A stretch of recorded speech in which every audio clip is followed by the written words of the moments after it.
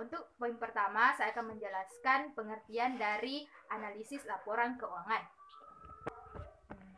Analisis laporan keuangan adalah analisis yang harus dilakukan sebagai dasar untuk menilai kondisi suatu perusahaan dan mengambil keputusan investasi.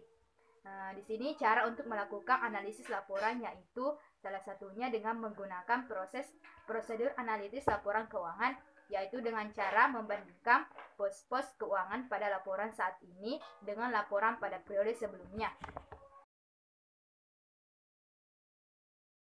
Tujuan dari analisis laporan keuangan. Di sini ada beberapa poin tujuan laporan analisis keuangan. Yang pertama yaitu dapat memberikan informasi yang lebih luas, lebih dalam daripada yang terdapat dari laporan keuangan biasa. Yang kedua, dapat menggali informasi yang tidak tampak secara kasat mata dari suatu laporan keuangan atau yang berada di balik laporan keuangan. Yang ketiga yaitu dapat mengetahui kesalahan yang terkandung dalam laporan keuangan. Yang keempat, dapat membongkar hal-hal yang bersifat konsisten dalam hubungannya dengan suatu laporan keuangan, baik dikaitkan dengan komponen intern laporan keuangan maupun kaitannya dengan informasi yang diperoleh dari luar perusahaan. Yang terakhir yaitu mengetahui sifat-sifat hubungannya yang akhirnya dapat melahirkan model-model dan teori-teori yang terdapat di laporan. Assalamualaikum warahmatullahi wabarakatuh. Perkenalkan, nama saya Nikmana Ismail dari Perbankan Syariah. Di sini saya akan mempresentasikan makalah tentang laporan keuangan analisis komparatif vertikal dan horizontal. Adapun bagian-bagian yang saya jelaskan yaitu bagian C, analisis perbandingan laporan keuangan. Metode yang biasa digunakan untuk membandingkan laporan keuangan adalah sebagai berikut.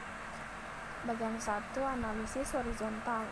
Analisis horizontal adalah analisis dengan mengandalkan perbandingan laporan keuangan dari laporan keuangan dari beberapa periode yang berbeda untuk dilihat perubahan kekayaan perusahaan, modal kerja neto dan kas perusahaan. Dari analisis perubahan ini dapat diketahui asal atau sumber pengguna dana perusahaan di samping perkembangan perusahaan dari periode dari satu ke periode yang lainnya. Bagian kedua yaitu analisis vertikal.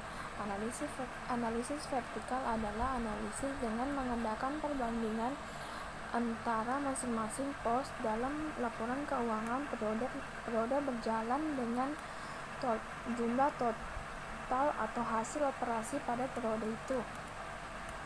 Perbandingan dapat juga dilakukan di antara laporan yang sudah dianggap lebih mudah dan lebih sederhana menafsirkannya dibandingkan laporan hasilnya.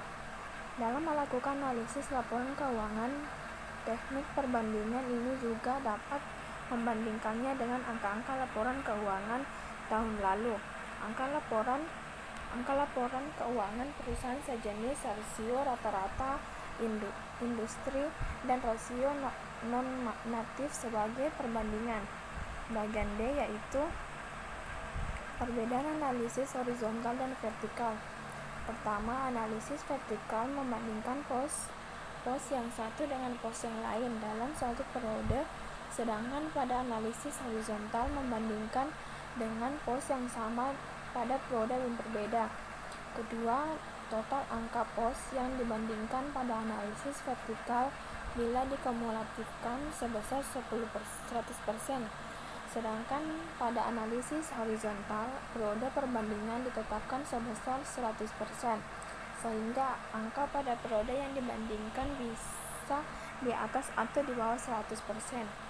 Bagian ketiga dari analisis, tujuannya analisis vertikal diaplikasikan untuk mengetahui kontribusi masing-masing pos terhadap angka total, sedangkan pada analisis horizontal digunakan dengan tujuan untuk mengetahui perubahan dan perkembangan masing-masing pos.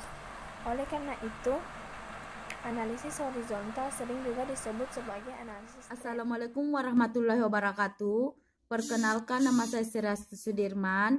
Saya dari kelompok 5. Di video kali ini, saya akan menyimpulkan kesimpulan materi kami yang dibawakan oleh rekan-rekan saya, kesimpulan dari analisis komparatif horizontal dan vertikal.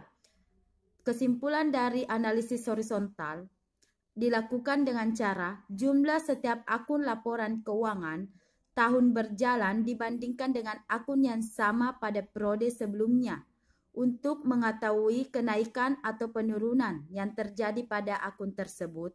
Kenaikan atau penurunan tersebut dibagi dengan akun periode sebelumnya dan dikali dengan 100% untuk mengetahui persentase kenaikan atau penurunan pada akun tersebut. Dan kenaikan atau penurunan jumlah pos dihitung sebagai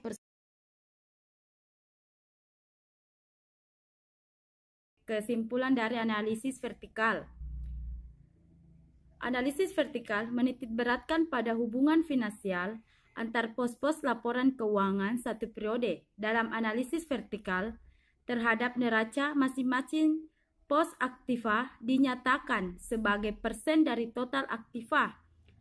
Masing-masing pos kewajiban dan ekuitas pemilik dinyatakan sebagai persen dari total kewajiban dan ekuitas pemilik. Dalam analisis vertikal terhadap laporan laba rugi, masing-masing pos dinyatakan sebagai persen dari total pendapatan atau penghasilan. Dan itulah tadi kesimpulan dari materi kami. Sekian dan terima kasih. Assalamualaikum warahmatullahi wabarakatuh.